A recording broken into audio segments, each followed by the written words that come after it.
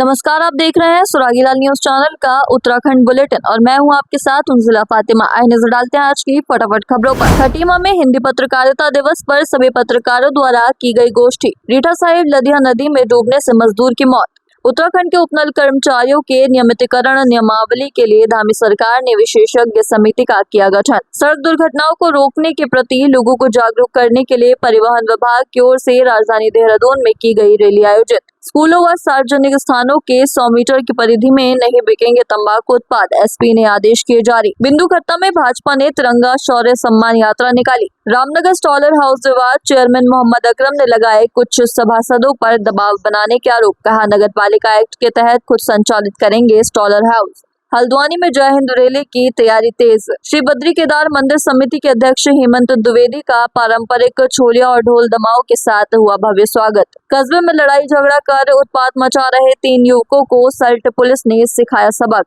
अब खबरें विस्तार से। खबर जनपद उधम सिंह नगर के खटीमा से है, जहां समस्त पत्रकारों ने एकजुट होकर हिंदी पत्रकारिता दिवस पर विचार गोष्ठी का आयोजन किया, जिसमें मुख्य अतिथि के रूप में शंभुनाथ बाजपेयी बरेली से पहुंचे एवं विशिष्ट अतिथि के तौर पर डॉक्टर विपिन चंद्रा पहुंचे और कार्यक्रम की शोभा बढ़ाई। वहीं इस कार्यक्रम में राजेश छावड़ा तथा खड़क सिंह घेंडा ने अपने अपने विचारों को रखते हुए अपने अनुभव को साझा किया। वहीं पत्रकारों की समस्याओं को लेकर विचार विमर्श किया गया, साथ ही उनकी समस्याओं के निवारण हेतु बात रखी गई। संवाददाता ईश्वर सिंह की रिपोर्ट। दिवस की समस्त देशवासियों, प्रदेशवासियों, क्षेत्रवासियों को बहुत बहुत शुभकामनाएं।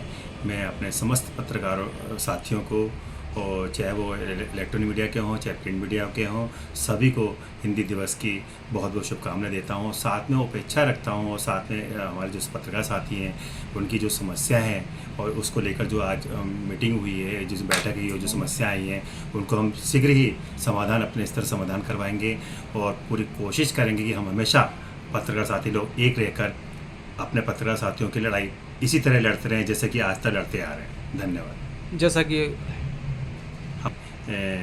पत्रकारों की समस्याओं को रखा और कुछ सुझाव भी दिए, हम निश्चित रूप से अपने संगठन के माध्यम से उन सुझावों को पर अमल करेंगे और शीघ्र ही और सरकार से, प्रशासन से, शासन से उन सुझावों पर मनाने की कोशिश करेंगे और जल्दी से जल्दी कोशिश करेंगे कि जो पत्रकारों की समस्याएं हैं और जो उनकी मांगें हैं, शासन और प्रशासन उनको जल्दी से जल्दी पूर्ण करें। चंपावत जिले की रीठा साहिब से एक दुखद घटना सामने आ रही है, जहां आज रीठा साहिब कार पार्किंग में कार्यरत मजदूर नौशाद पुत्र जमील निवासी सहारनपुर उत्तर प्रदेश लदिया और रतिया नदी के संगम में अपने साथियों के साथ नहाने गया था और नहाते समय नदी में डूब गया, जिसे पुलिस व स्थानीय लोगों के द्वारा नदी से बाहर निकाला गया तथा तत्काल प्राथमिक स्वास्थ्य केंद्र चौड़ा मेहता पहुँचाया गया, जहाँ चिकित्सकों के द्वारा उपचार के दौरान मजदूर को मृत घोषित कर दिया गया। संवाददाता लक्ष्मण बिष्ट की रिपोर्ट। उत्तराखंड के उपनल कर्मचारियों के नियमितीकरण नियमावली के लिए धामी सरकार ने विशेषज्ञ समिति का गठन किया, जिससे नियमावली के तकनीकी बिंदुओं पर बारीकी से अध्ययन करके फैसला लिया जा सके। बुधवार को हुई मुख्यमंत्री पुष्कर सिंह धामी की अध्यक्षता में कैबिनेट बैठक में भी इस विषय पर गहन चर्चा की गई। सीएम ने बताया जल्द उपनल कर्मचारियों के नियमितीकरण के लिए नीति तैयार की जाएगी। संवाददाता सुनील राज की रिपोर्ट। और संबोधन में हम सभी को स्टेप बाय स्टेप हमारे उपनल कर्मियों के नियमितीकरण के लिए आगे नीति लाएंगे, इस पर काम करेंगे और कल हमने मंत्रिमंडल में सभी लोगों ने एकमत होकर इसको आगे बढ़ाने पर सहमति व्यक्त की है और एक विशेषज्ञ समिति इस पर बनेगी और सभी पहलुओं का अध्ययन करके आगे जो है उसकी प्रक्रिया को आगे बढ़ाएगा। पंचायत चुनाव को भारत में प्रत्येक वर्ष सड़क दुर्घटनाओं में लाखों लोग समय से पहले ही अपनी जान गंवा बैठते हैं। सड़क दुर्घटनाओं को रोकने के प्रति लोगों को जागरूक करने के लिए परिवहन विभाग की ओर से राजधानी देहरादून में रैली आयोजित की गई। रैली में काफी संख्या में लोगों ने भाग लिया। राज्यसभा सदस्य नरेश बंसल ने राजपुर रोड के विधायक खजानदास व कैंट क्षेत्र के विधायक सविता कपूर के साथ हरी झंडी दिखाकर रैली को रवाना किया। इससे पहले लैंसडॉन चौक स्थित दून लाइब्रेरी में सड़क दुर्घटनाओं के कारणों व इन्हें रोकने के उपायों के संबंध में चर्चा भी आयोजित की गई। संवाददाता सुनील राज की रिपोर्ट।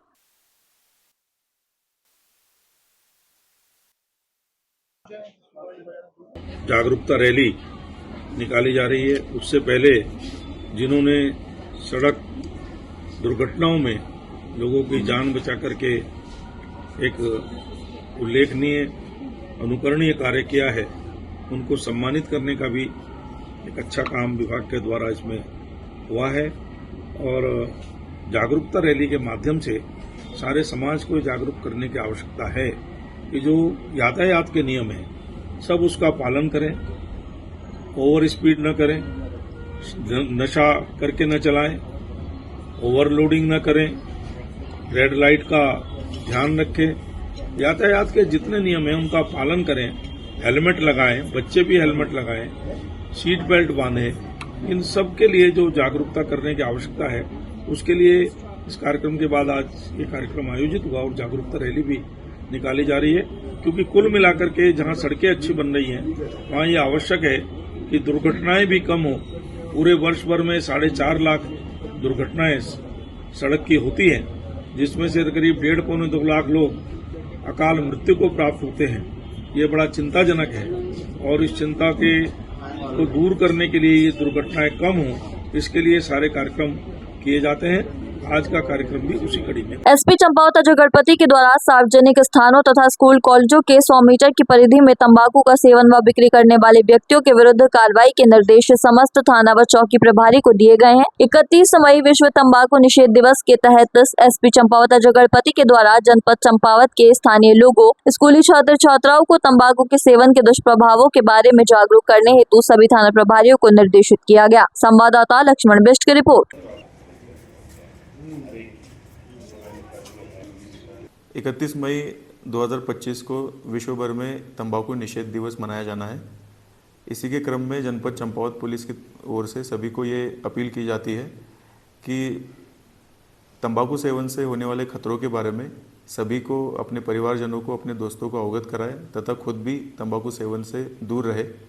इसी के क्रम में हम लोग आज से 31 मई 2025 तक तंबाकू सेवन के विरोध में जागरूकता अभियान पुलिस के द्वारा चलाया जाएगा तथा स्कूल कॉलेजेस के 100 मीटर के दायरे में जो भी तंबाकू का सेवन करते हैं या उस तंबाकू के उत्पादनों को बेचते हैं उनके खिलाफ कोटपा अधिनियम 2003 के तहत कड़ी कार्रवाई की जाएगी।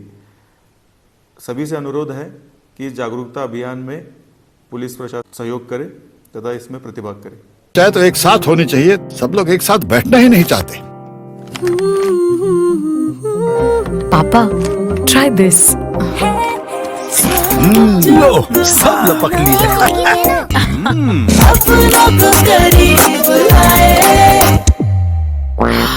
ये क्या हाल कर दिया है रूम का? बस कल से चाय मेरे रूम में। देवर पान नमकीन। भारतीय जनता पार्टी बिंदु खत्ता मंडल ने तिरंगा शौर्य सम्मान यात्रा का आयोजन किया, जिसमें सैकड़ों भाजपा कार्यकर्ताओं, पूर्व सैनिकों, छात्र, क्षेत्रवासियों ने प्रतिभाग किया। इस दौरान देश प्रेमियों ने हाथों में तिरंगा लिए देशभक्ति के नारे लगाए। साथ ही बिंदु खत्ता शहीद स्मारक से कार रोड मुख्य बाजार तक तिरंगा शौर्य सम्मान यात्रा निकाली, जिसके पश्चात भारतीय सैनिकों के अदम्य साहस और पराक्रम के ऐतिहासिक ऑपरेशन सिंदूर की सफलता को लेकर वीर जवानों के सम्मान में यात्रा निकाली गई। संवाददाता सचिन गुप्ता की रिपोर्ट।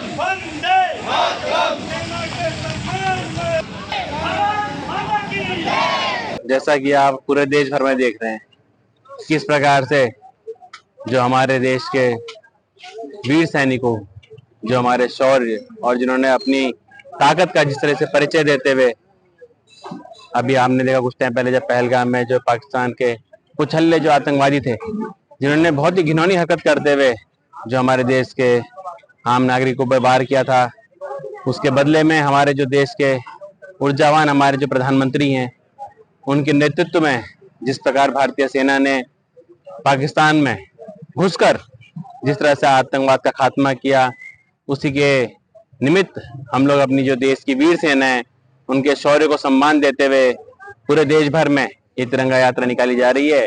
और उसी निमित्त आज हम बिंदु खत्ता में हमारे मंडल अध्यक्ष नवीन पपोला जी और समस्त भाजपा पदाधिकारियों द्वारा ये जो यात्रा निकाली गई उसी का मैं भी एक अंग बना हूँ, जिसके लिए मुझे भी बहुत गौरव का सम्मान मिल रहा है।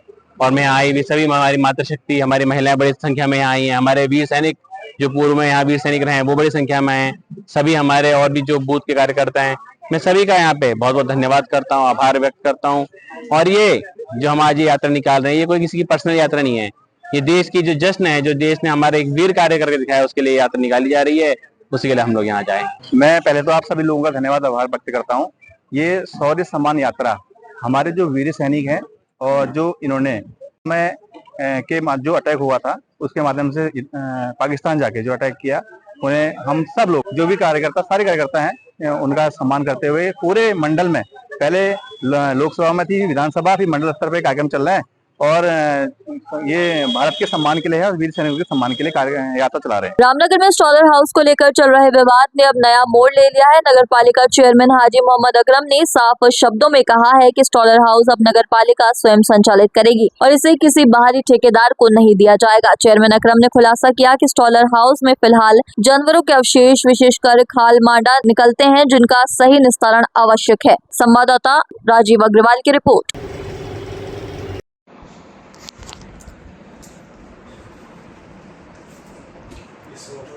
देखिए, मामला पूरा ये है कि सबसे पहले तो हम स्लॉटर हाउस नगर पालिका खुद चला रही है। अब उसके अंदर खाल मांडा निकलता है, उसकी कीमत जैसे ही बताई मुझे लोगों ने कि 1200-1300 रुपए के दोनों बिकेंगे। मेंबरों का कहना है कि ये हम करेंगे, हम बांटेंगे इसे। हमने क्या, ये हम खुद करेंगे। हमारे उसमें एक्ट में है कि हम इसे जला भी सकते हैं, रेंडिंग करा सकते हैं और इसे दफन भी कर सकते हैं। चलो, हमने क्या बोले, हम बुला रहे हैं बरेली से 2 लोग आ रहे हैं फैक्ट्री के। वो मैंने अगले दिन पूछा, भाई आए क्यों नहीं? बोले वो आ रहे थे, उनके वहां मौत हो गई। तो मैंने कहा दोनों घर मौत हो गई होगी, लाओ किसी को। फिर ये लाए अगले दिन हापुड़ के आदमी को कि साहब इन्हें देना है। मैंने कहा साहब मैं तो नहीं था, मेरी बात नहीं हुई, उन पर रेंडिंग नहीं थी, तो हम कैसे दे दे? बस झगड़ा इस बात का कि इन्हें दे दो और पैसे ये कमाते रहे। हम तो कमाते नहीं भाई, हम तो साफ सुथरी राजनीति करते हैं। अब इन्हें कहां से दूं मैं? ये तो रोज का रहेगा 5 साल काटने मुझे। आपको दबाव बनाया जा रहा है, पूरा दबाव बनाया जा रहा है। और आप ये समझो रात के 10-10, 11-11 बजे मेरे ऑफिस में बैठ के ये तमाम बिरयानी ले और ये ले और वो ले। आपने देखा होगा वहां का मंजर। मैंने तो भी संज्ञान नहीं लिया, उसके फोटो तो वायरल हो ही रहे हैं। फिर मैं उनके लिए लिख के दूंगा, कमिश्नर वगैरह को ऊपर भेजूंगा कि ऐसे सही है फला। सब नहीं है, 6-7 जने हैं, सबको मैं बेकार क्यों किसी को कहूं? उसकी तो कार्रवाई मैं करूंगा। स्लॉटर हाउस तो तैयार है मेरा।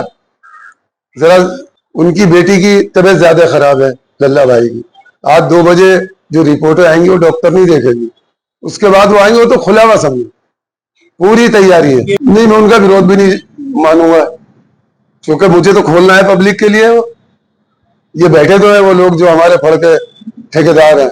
मैंने इनसे कह दिया खुला हुआ समझो, तुम वो आ जाए। हल्द्वानी में आगामी 1 जून को कांग्रेस द्वारा भव्य जय हिंद रैली का आयोजन किया जा रहा है। हल्द्वानी के रामलीला मैदान में जय हिंद रैली के आयोजन को लेकर तैयारियों का निरीक्षण करने के लिए नेता प्रतिपक्ष यशपाल आर्य और प्रदेश अध्यक्ष करण मेहरा पहुंचे, जहां उन्होंने तैयारी का जायजा लिया। इस दौरान उन्होंने कहा कि 1 जून को होने वाली जय हिंद रैली ऐतिहासिक होगी, जिसमें ऑपरेशन सिंदूर के लिए सेना का धन्यवाद किया जाएगा और राज्य की जनता को बताया जाएगा कि केंद्र सरकार ने कैसे अमेरिका के कहने पर सीज फायर किया। संवाददाता दीपक अधिकारी की रिपोर्ट। हमारी उम्र के साथ साथ हमारा इंटरेस्ट कम हो गया है। ये हमारे सैनिकों के साहस, शौर्य और बलिदान को समर्पित है।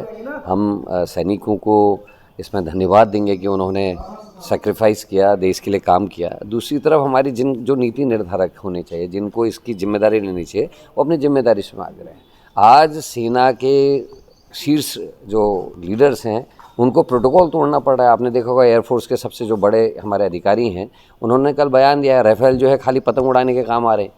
आपने नींबू लगाया, पूरे मीडिया प्रेस में सब वही दिखाया, लेकिन आपको कोड नहीं मिला। आप जब उसमें वेपन लोड नहीं कर सकते हैं, आप उसको लड़ाई में इस्तेमाल नहीं कर सकते, तो फिर क्यों ऐसा सौदा किया गया? ये एक गंभीर विषय अभी नया उठा है। दूसरा, हमारे फॉरेन मिनिस्टर ने जो वहाँ सूचना दी पाकिस्तान को कि हम आपके यहाँ अटैक करने जा रहे हैं, ये कितना बचपना है। जबकि फौज, किसी आप बड़े फौजी से पूछेगा, जो इनकी लड़ाई की जो सबसे पहली आवश्यकता है वो है गुप्त रहना, मतलब किसी भी योजना का सीक्रेट रहना, गोपनीय रहना। और आप बता रहे कि आपके हम आतंकवादी ठिकानों में आक्रमण करने वाले हैं, और सबको पता पाकिस्तान की सेनाएं आतंकवादी पैदा करती है, उनको हथियार देती है, उनको पैसा मुहैया कराती है, उनके ऑफिसर्स उनको ट्रेनिंग देते हैं। वो क्या उनको मरने के लिए छोड़ना था? उन्हें हटवा दिए होंगे। बाकी आपके एयरक्राफ्ट्स को मारने के लिए मिसाइल्स लगाई होंगी और एम्बुश करने के लिए कुछ ना कुछ किया होगा।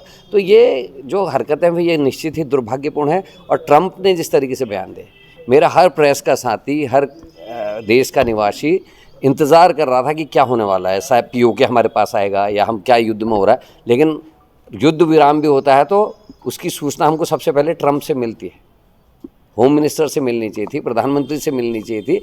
हमको अपने देश के शीर्ष लोगों से ना मिलकर वो सूचना हमको ट्रंप से मिल रही है, तो इससे बड़ा अफसोस नहीं हो सकता। इसलिए जागरूकता के लिए नागरिक जागरूक हों।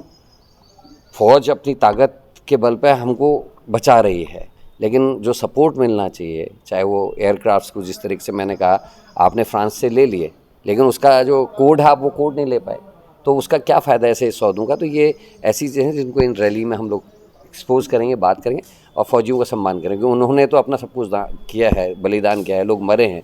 हमारी बहनें ऐसी जिनकी वीरता, उनकी भी अपमान कर रहे हैं। पांडे जी को जो है रिटायर कर दिया, वो कोर्ट से आ रही हैं वापस, और कर्नल सोफिया का संग जो किया वो आप सब ने देखा है। अंदौली रामला मैदान में जो हमारे सैनिकों का पराक्रम है, जो हमारी सेना का शौर्य है, जो उनकी वीरता है, जो उनका योगदान है, उनको सम्मान देते हुए जय हिंद रैली जो हमारे भारत हिंदुस्तान की जय हिंद रैली को हम यहाँ पर करने जा रहे हैं। और निश्चित रूप से जिस तरह से पहलगाम में निर्दोष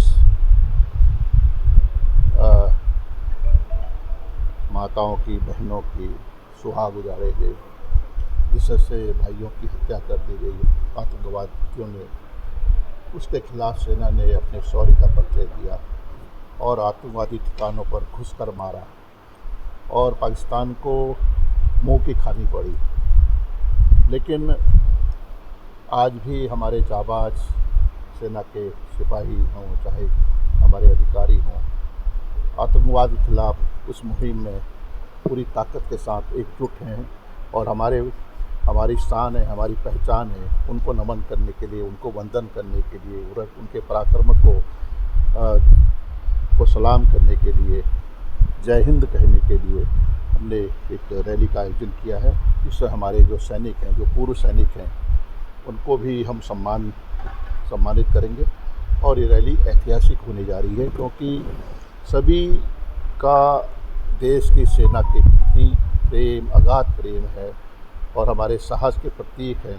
तो निश्चित रूप से सभी महान जनता से हम निवेदन भी करना चाहते हैं कि आइए सेना के पराक्रम को, सेना के जो साहस, जो शहीद हुए हैं, उनको सलाम करने के लिए आप इस रैली में प्रतिभाग करें। और जय हिंद जो हमारा भारत है, जो हमारा हिंदुस्तान है, एकजुट होकर जिस तरह से पूरे दलगत राजनीति पर उठकर विपक्ष ने और ख़ास तौर से कांग्रेस ने केंद्र सरकार को सहयोग दिया। उन्होंने कहा कि देश पहले है, राजनीति बाद में है, और हमने आज भी हम देश के साथ खड़े हैं, सेना के साथ खड़े हैं, जवानों के साथ खड़े हैं। इसलिए हमने ये जय हिंद रैली का आयोजन किया है। श्री बद्री केदार मंदिर समिति के अध्यक्ष बनने के बाद हेमंत द्विवेदी पहली बार हल्द्वानी पहुंचे। उनके आगमन पर भारतीय जनता पार्टी कार्यकर्ताओं और पदाधिकारियों ने जोरदार स्वागत किया। पार्टी के जिला अध्यक्ष प्रताप बिष्ट के नेतृत्व में छोलिया नृत्य, ढोल दमाऊ और पारंपरिक अंदाज में स्वागत किया गया। बीजेपी कार्यालय में आयोजित स्वागत समारोह में बड़ी संख्या में कार्यकर्ता मौजूद रहे। संवाददाता दीपक अधिकारी की रिपोर्ट।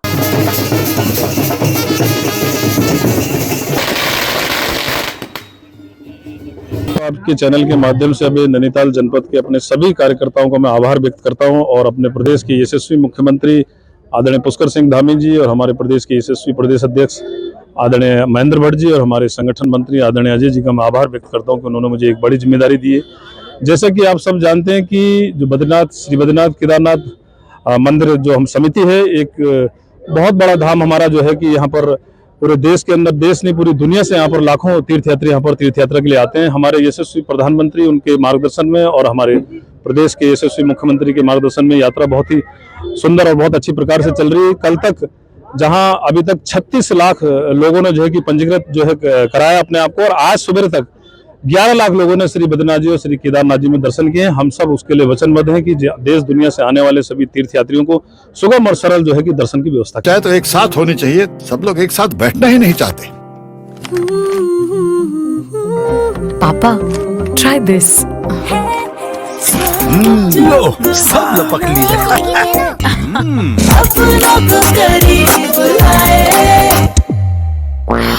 ये क्या हाल कर दिया है रूम का? बस कल से चाय। कल से चाय मेरे रूम में। देवर पान नमकीन। दिनांक 29 मई को थाना सल्ट में सूचना मिली कि थाना कस्बा डोटियाल में सार्वजनिक स्थान पर 3 व्यक्ति लड़ाई झगड़ा कर उत्पात मचा रहे हैं। जिस सूचना पर थानाध्यक्ष सल्ट प्रमोद पाठक के नेतृत्व में पुलिस टीम घटनास्थल पर पहुंची। तीनों व्यक्ति लड़ाई झगड़ा कर उत्पात मचाकर शांति व्यवस्था भंग कर रहे थे, जिस पर तीनों व्यक्तियों को अंतर्गत धारा 170 BNSS के तहत गिरफ्तार करने हेतु आवश्यक वैधानिक कार्रवाई की गई। संवाददाता हेमंत मेहरा की रिपोर्ट। आज के लिए बस इतना ही। ऐसी सभी खबरों के लिए जुड़े रहिए सुरागीलाल न्यूज चैनल के साथ। धन्यवाद।